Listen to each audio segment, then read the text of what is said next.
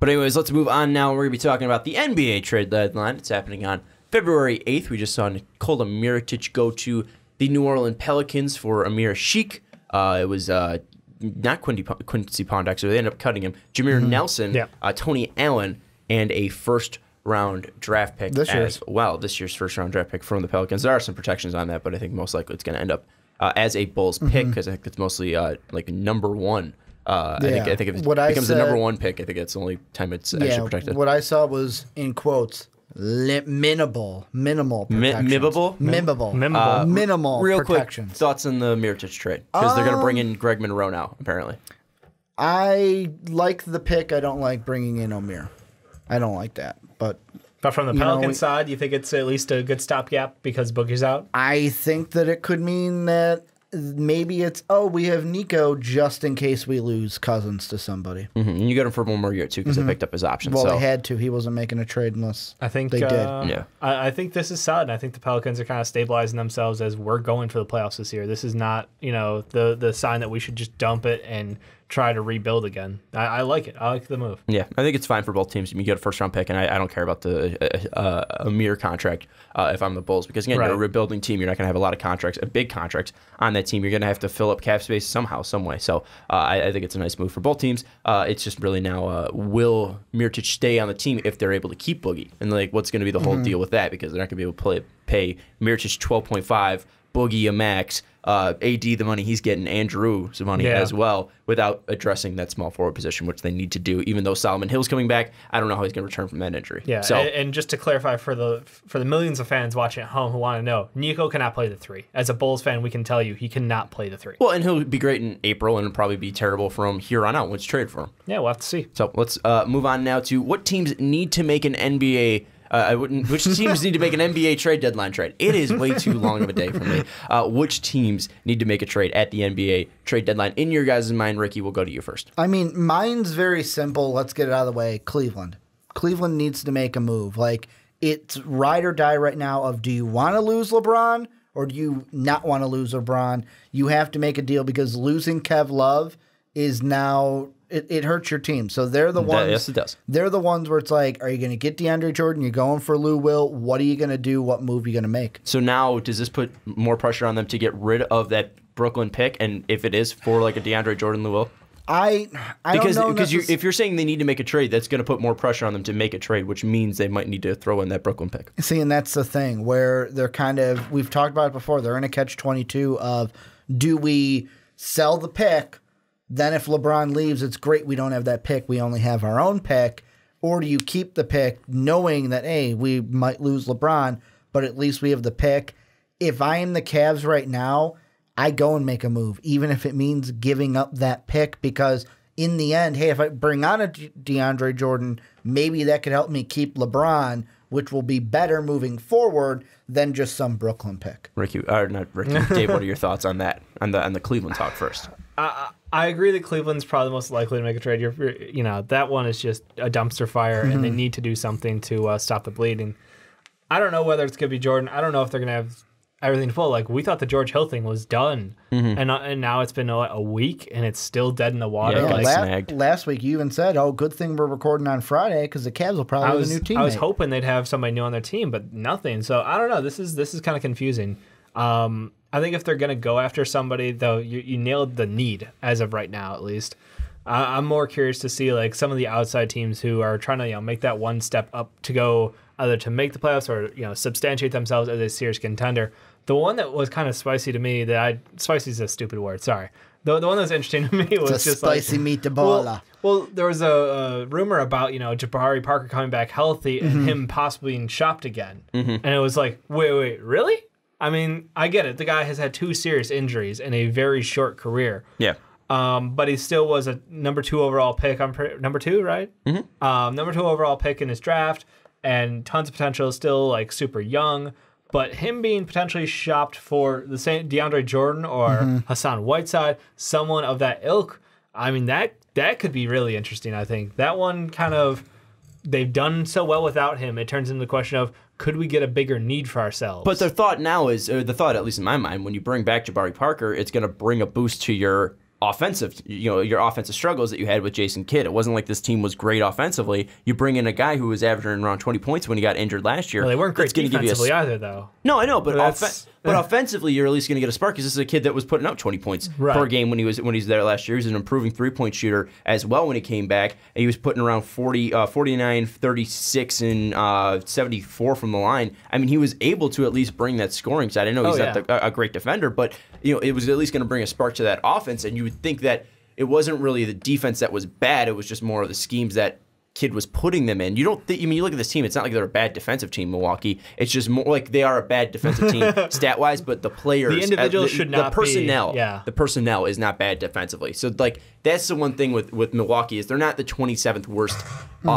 defensive team when it comes to personnel. Stat-wise, they are. That's something that you think would be fixed. And then offensively, it'd be addressed by just Jabari Parker coming in and helping, taking a scoring load off of Giannis, giving another person to pass to out there, taking more pressure off of Thon Maker, and maybe that would just spark this offense a bit. So I mean, it's out there, but I don't know. I don't think I don't think Jabari's going to get moved. The double injury, the question about his future, or you go for a sure shot in a top 5 center in the league. I mean, that's just add more wingspan. That could be huge, and that's why I said like. At first, I want to throw it out because I'm like, no way they would get rid of Jabari Parker. But the more you look at it, the more like, I could see why this was on the table to some people. Yeah. Like, it's an interesting one. I think it makes the Bucks like a scary team. Well, the thing that I look at is the only thing I question about the Jabari trade is, like, I'm looking at an article here that said that Jason Kidd reportedly tried to trade him. Well, you fired Kidd. So why would Jason Kidd during Jabari's rookie year try to say, hey, I think we should trade him? You're basically getting rid of the coach this year to then do what he wanted. Like, that just wouldn't make sense. It's different circumstances. No, I'm not saying it'd be a bad he got fired because he was a bad coach. But I wouldn't see where it was like, hey, you know what, we got rid of him, so let's do what he wanted. It's no, we got rid of him. Let's have the next coach come in and decide what they want to do with Jabari. Yeah, but now they don't have a coach until the next offseason. If their idea is to get better and at least improve the team that they currently have for this year, it doesn't matter what that next coach thinks because it's for this year. He's not they're not coaching this team. If they think moving Jabari is going to be the best move for this team, especially if he gets injured again when he comes back. I think he's coming back soon. He's going to play about 15 minutes. Yeah, we expect to see him this weekend. Yeah, I think against the Knicks. I think it was the game he's coming back against. If he comes back and gets injured, then you have no trade value for Jabari. So I think that's the thought process of it. It's not really Kidd's move. We're making it because it's Kidd's move. I think it's just, hey, this is a move that we think could help our team, especially if he gets injured. Business move for the team. And the other thing that I think you're maybe giving the coach too much credit for, like, control of the team, because not all coaches have say in personnel. Yeah, that's been made very clear over the years. Well, no, I'm just saying, like, it's, hey, we fired him. Why would you then go towards him as an organization? It's just like, that's totally what I'm different thinking. Circumstances from the time. Injury part of it, though, is why I could see Jabari Parker getting traded because of the injuries. Again, the problem with Kidd was on the floor. I think maybe he didn't think Jabari, because you said during his rookie year he threw this out.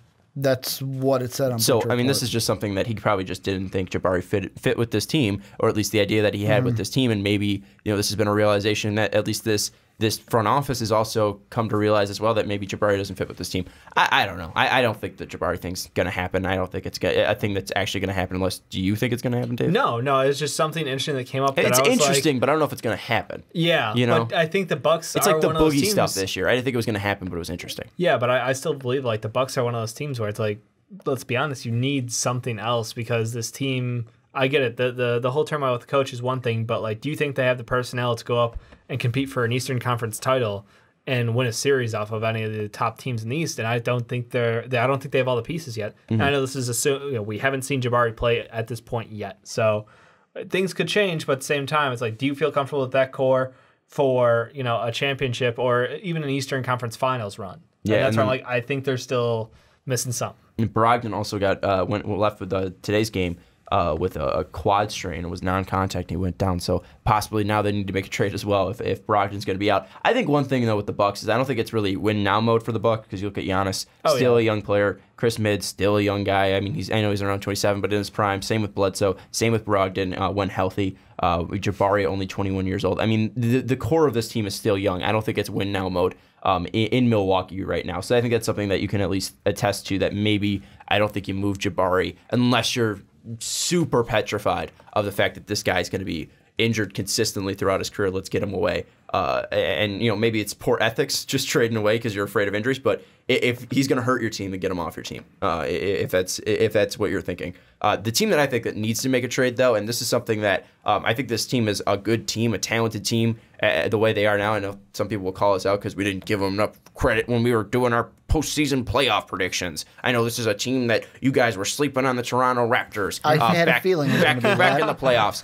I had a feeling it would be that. Toronto right now third in the NBA when it comes to point differential. 7 points they're winning their games by, and that's behind Golden State at 8 and Houston at 7.7. So some pretty good company there for the Toronto Raptors. And right now the Raptors are 2 games back of the Boston Celtics. And if we're talking about the Cleveland Cavaliers being in nuclear meltdown mode, what is a team that's consistently been near the Eastern Conference Finals? I know Boston's still there, but what team has been consistently in the Eastern Conference Finals, has been there before up against LeBron and hasn't been able to do enough? Toronto Raptors. You look right now, and especially with where this team is age-wise, Kyle Lowry above the age of 30, DeMar DeRozan right in his prime. This is a team that I think right now should be in win-now mode, and if LeBron looks weak, this is where you need to attack. And I think one thing that this team has been doing really well of is shooting the 3 this year. This is a team that is obviously has been struggling for, not a team has struggled, but they struggled to adapt. Dwayne Casey did for at least the past couple of years of really adapting the 3-point shot. This year they have done a great job of doing so. However, it's not like you can't get any better. It's not like you can't you can always improve is what I'm trying to say. Right. And right now as a whole, this team's only shooting 35% from 3. And you look at their players right now. There's 4 guys shooting above 40% from 3. Malcolm Miller, he takes about 1.3 a game. He's also played he's also played 3 games, so obviously that doesn't count. Pirtle, a big guy, 49 games, but he's only taking, I think he's probably only taken 2 this whole season. Valanciunas, the point I'm trying to make, there's 3 guys that are either not playing or they're 2 big guys who aren't shooting 3s, and then there's also Fred VanVleet, who's a monster. Yep. So I think the one thing that they would look to is adding a PJ Tucker again, a PJ type player, type player again, not adding PJ Tucker because they're not going to get him from Houston, but adding a PJ Tucker-like player again, because you need a guy who can come off that bench and start drilling 3s and start knocking them down. And I think that would be something, at least in the playoff and come playoff time, we saw it was very valuable for the Wizards when they brought in Paul Pierce. Having a guy who can hit 3s in clutch moments, having a guy coming off the bench who can do that and be a consistently great 3-point shooter, that would be something that can give them a huge spark, because that's just going to open up your offense even more. And when you get to the playoffs, this might be something where, hey, we know how great DeMar is in mid-range. If we're able to expand the spacing on the floor and have a dangerous guy from 3, it's going to give more room for DeMar to work on inside and in his mid-range game. So I think that's something, and I know DeMar's been great from 3 this year at DeMar standards, but still, this is something that's going to help DeMar. It's going to help Kyle Lowry. It's going to help OG Anunoby as well. I think that's something where Toronto, if you are going for the kill on Cleveland, if you're trying to take down Boston as well, Boston again has a larger window because their team's a little bit younger than Toronto is, at least their core. I think this is now the team that needs to make a move, because if you smell blood in the water with Cleveland, this is your time to take your shot, because we see the injury problem with IT, we see the injury problem with K-Love, and just the whole terrible locker room that Cleveland's currently going through. This is now your time to attack if you're Toronto. Well, here's the only problem that I have with the Raptors is the big thing is they don't own their pick this year. No, they don't. And I feel like if they had that, it's like, okay, cool, that's something that could benefit them. Because one guy, and I'm going to use him in the next team that I'll mention, but I would like him here to the Raptors also, is Tyreke Evans. I think that's a guy that they should go for. However, because you don't have this year's first to offer, I look at that and go, yeah, you can give up the player to make the contract work, but would giving up a future draft pick instead of this draft pick be beneficial to the Grizzlies when they could probably get a this year pick from a different team? I mean, possibly, but then you could also just float the fact that you could probably give them 2s as well. I know they don't have their 2 for this year because they sent that to the PJ Tucker deal to Phoenix. But I think, again, you can move different pieces that just aren't. You can give them more pieces that aren't just this year's first. I get it that it's this year, but then also, hey, maybe that this year's first is a team that's near the bottom instead of a 2. So that's going to make Toronto's pick less valuable. And I mean, the thing that I just looked at is not only do they not have this year's first, next year's first, the 2018 They can't is trade Brooklyn. back to back. Yeah. So for me, and I'll just mention it, the team that I looked at was Denver. So I'm comparing the two now, Denver and the Raptors. If both of them go for Tyreke, Denver could be a team. Hey, we'll offer you a player, and we can give you a pick this year. Because like for Denver, they're a fringe lottery team. So it's like, hey, if we're trying to add someone to make the playoff, that pick don't matter to us. We've got young talent. Let's give that pick away to bring someone in that could hurt a team like the Raptors, who could be adding a similar player. I don't know if this is something that I want to throw this out there as well. I don't know if this is something that will actually work. But Fred VanVleet playing out of his damn mind, and I brought him up, and I don't think this is a player that should be moved. But it's not a for sure certain that Fred VanVleet's going to stick around in Toronto because he's an undrafted player. And technically, they're third on the rotation too. I know he's fighting for that second spot. They have 2 twos, but Fred is a guy that can leave after this year. Right. So maybe with the way he's been playing, maybe you try to move him. I mean, he's an expiring deal, a guy who's been playing really well for you. Maybe you try to move him and get that. So you also have that asset of Fred who he could possibly bring you some more help at a different position that's already kind of clogged with DeMar DeRozan already in front of him and Kyle Lowry as well, because he's a guy that can go 1 to 2. Not really that great of a passer, but 1 to 2, he could be more of a combo guard. 2 trades for you guys to grade. Both of them include the Nuggets on my side, Raptors on yours, both going for Tyreke. First one's the Raptors, so they don't have the pick, but they would get Tyreke, and they're giving up VanVleet, like you said, and then I'm going to screw up this last name. Bruno. I'm going to not even say his last name because Dave took it. That's all you get. Whereas Denver, hey, we'll give you Emmanuel Mudiay, but we'll also give you our first-round pick too. That's a lot.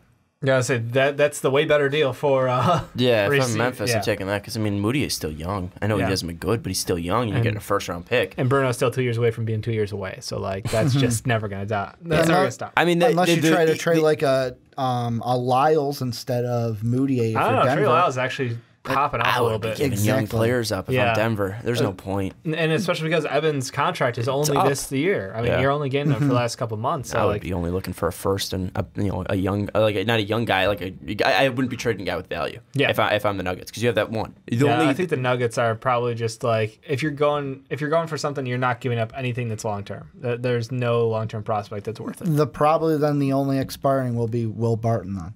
Will Barton for Tyreke. Would be, but you're then exchanging. But then you're exchanging. Well, according to the trade machine, it gives them 7+ wins. Who? Denver. If they Will because Barton they're getting. Tyreke. It doesn't move the needle for Memphis, is what you're saying. Or for Memphis, no. But I'm not worried about Memphis. They'd be getting a pick. That's all they would be worried about. So you're giving them the one. Yeah. Okay. Like in order to get Tyreke, I'd feel like the Nuggets would have to give up their first, but it comes to a situation of if I'm trying to make the playoffs and I already have this young team, what's another draft pick of a fringe lottery guy, maybe an out of the lottery guy, really going to do? I don't know. I don't like any Is of those Tyreke trades. the most? Because they're giving up too much. much. They're giving up too much for if you're Denver, and they're giving up too little if you're Toronto. I only mentioned Tyreke because Denver's going for either him or Collison. It looks like. Yeah, I just wonder because he's had such a great year this year, and he's expiring, and his expiring contract. But it's like, is he the most sought after free agent at this point for next year? Or I'm sorry, not free agent. Sorry, guy in the trade block. No. Lou Williams. I would take Lou Williams over Tyreke Evans. I'd take DeAndre Jordan over Tyreke Evans. I don't care about the expiring. I'm looking at smaller guys, but obviously Denver's not going for Lou Will. The question is, we don't know if the Clippers are all in on the tank yet. Like it looked like it, and we have to wait and see. So I'm saying outside of like the 2 guys you named on that team, I mean, is there anybody else who's on the block? Like Avery Bradley is the guy who I think about who not having his best year, but at the same time him. He's got experience in the playoffs. He is a solid 2 who can give you some shooting and some defense. Like that's a guy who, unless the price tag is incredibly high from Detroit, like I think that's a guy who should be getting. Los Angeles. That'd be interesting. Los Angeles. He got traded to. I'm sorry. You said Detroit. Yeah. I had to look. It was the next over. Yes, it was recent. Remember, it was if they go the one over. Yeah, it was Tuesday. He got traded, so that's why we're still talking about. But Avery that's Bradley the thing. And it goes to the Clippers, like you said. And here's the thing that I just wrap this around your head possibly. Yeah. If for me it's is the Clippers going to make a deal? Well, it depends on if Gilbert picks up the phone. And could you imagine the Clippers, either if it's Lou Will or DeAndre, whatever trade you're making for Cleveland, if they give their own pick, Detroit's pick, which right now is a lottery pick, and the Brooklyn pick, and they get 3 lottery picks this year. I mean, that's a lot of lottery picks. No, that's what I'm saying. Like, that could happen, and they could do that if they go to move Lou Will or DeAndre to Cleveland. If they make a trade with Cleveland, they could try 3 lottery picks? Well, they already have their own in Detroit's. They would be adding a 3rd one with the Brooklyn pick. Oh, you're saying Los Angeles. I thought they you would were be saying adding one. Cleveland needs to trade 3 picks. No, I'm saying confused. the Clippers could then have potentially, depending on what Detroit does, they'd be 3 loaded. lottery They'd be exactly. rebuilding. Yeah, I would be all over that if I'm the Clippers. But I would for the be right if I'm offer Cleveland. I'm from not giving up that Brooklyn pick. I don't want to be giving up that Brooklyn pick unless it was for a guy like DeMarcus Cousins or like Anthony Davis or something like that. I want a guy who's going to be a top 15, top 20 player. Wow. If I'm trading that Brooklyn pick, So you wouldn't do it for DeAndre Jordan? No. That's not going to help you beat the Warriors. It's not. Lou Williams is not going to help you beat the Warriors. I wouldn't trade any of those guys for the Brooklyn pick. Not at all. If it was shot at #1 overall pick with the guys that we're going to be talking about in the Mavericks deal, no way. What move? Here's a question that I'll follow that up with. What move would you make then if you're Cleveland? For Cleveland, I'm getting Jay Crowder the hell out of my locker room. That's the #1 thing because that guy's cancerous. Who would want to take him? I don't know. But that's the thing. It's kind of like I would give someone a first. It's kind of like when I got upset about the Omer Sheik thing. It's like, really, who wants to take him? So we're stuck with him. I mean, Jay doesn't have a Joakim Noah. Yeah, but Jay's contract's not as bad as those guys. Yeah, like that's the one thing that at least is the saving grace of Jay Crowder. Jay Crowder doesn't have a terrible contract like Amir Sheik and Joakim Noah does. He's got 5 years, $35 million. That's not a lot. $7 million for Jay Crowder, who's been terrible this year. But I mean, he's a guy who could possibly be a 3-and-D down the line. He's only 27. The question is now. This shit's starting to look suspicious coming out of Boston. Every player who has left Boston is now having a career worst year, pretty much. Not career worst, but like Olynyk. A heavy drop off. Olynyk's interesting. Yeah, he actually is doing good down in Miami, I guess. Yeah, Olynyk's so it's just IT, Crowder, Bradley. Those 3 have all fallen off pretty much. No, we're not calling Ante Zizic. I mean, he didn't play, so I was being an ass. Yeah, I'm just saying it's kind of interesting. How much was the system? How much was the player? And how much Brad Stevens? Well, let's look at this. Isaiah was hurt. Jay Crowder, we never said he was a true great player. Only ESPN. Great, but good. Well, ESPN put him in his top 40 above DeMar DeRozan. Idiots, yeah. That's what I'm saying. Like the only people who thought Jay Crowder was great was ESPN. They bought into that. We never said Jay Crowder is an all-star level player, which ESPN was saying that they were. We would never say that about Jay Crowder. We were shocked that Jay Crowder was hitting threes at the rate he was hitting.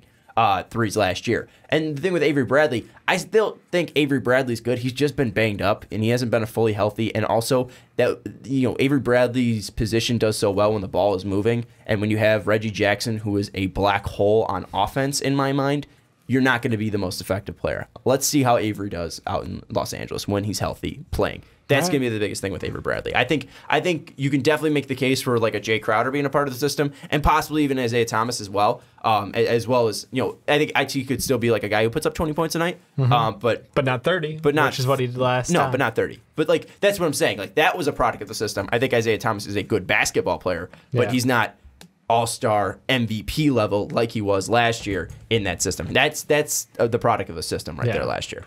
Anyways, final thoughts on trade deadline and teams that should or need to make a trade. No, my #1 team is Cleveland, and they got to make a deal, but they're going to have to give up the Nets pick to do it. My thing with Cleveland is not really taking in talent, it's getting rid of talent. It's getting rid of J.R. Smith. It's getting rid of Jay Crowder. Gonna leave? No, I would just be doing this because I think if you want to at least make it a better locker room out there, you get rid of Jay Crowder, you get rid of J.R. Smith. Then you need to get rid of those guys. First one on that plane. You can't because then LeBron's already booking. He's going to Trivago. He's booking his flights to Golden State. Going to Trulia? No, he's got 2 houses in L.A. He's fine. No, but he's going to Trivago to get the hotel. The hotel and the plane. So he's going to the Bay. He's going to L.A. and he's going to Houston. If you trade Dwayne Wade, you're not trading Dwayne Wade. I understand that he's a cancer, but you're not trading D Wade if LeBron throw James that out there. Damn. So no, that's D Wade's not getting moved. But Jay Crowder, gone. He needs to go. Same with J.R. Smith. Those guys need to get the hell out of Cleveland if you want a better locker room. Because Totally K-Love doesn't deserve that disrespect. I was going to say, we can't make the K-Love joke because he's injured. He's now done and out. We can always make a K-Love joke. I made a K-Love joke when he got injured. I said IT's questioning the legitimate. He didn't get a note from his doctor. Yeah, he didn't. Anyways, any final thoughts, Dave? Nah, the only guys I got left at this point, I pushed Courtney Lee last week. I thought I still think he's still valuable to some team out there. The other guy is Rodney Hood, has been shopped around. I heard the Bulls were interested. I've heard between Bulls, Pistons, the Nuggets, and there was one other team potentially in the mix. There's a handful of teams. He's a good scorer, but yeah, what's the value on him? We'll wait and see. Does DeAndre get moved? No. Does Lou Will get moved? 40% chance. Does Reek get moved? Yeah, I think Reek gets moved. Where? Denver. Denver? I'll go some bum-ass team named Cleveland. Cleveland? Nah, they had Jeff Green. Wait. He's budget. He's Since budget when Reek. is Jeff Green? By the way, Budget Reek. you said Jeff Green. I don't know why this popped in my head. I got to give props to Channing Frye. Did you hear what Channing Frye said this week? Nope. What? He is all in on the Cavs, and he would be fine with being traded if it meant the Cavs could win another title. It's a team player right there. That's why I didn't throw out. Props to Channing Frye. And that's why I didn't throw Channing Frye's name out there when I'm talking about getting Jay Crowder and J.R. Smith out. Anyways, that's going to wrap it up for this segment. Let us know in the comments what you think about the teams that need to make a trade in the NBA trade deadline. Any teams like Cleveland, Toronto, or you said Milwaukee. I did. Well, you ended up going. You just threw out Jabari. Yeah, I just think that'd be interesting. Yeah, it would be interesting. I just don't think they can compete for an Eastern Conference championship without moving somebody to get somebody else. I don't think the window's right now. That's the thing. Probably not. So no. I would rather see Jabari stay on the Milwaukee team. Oh yeah.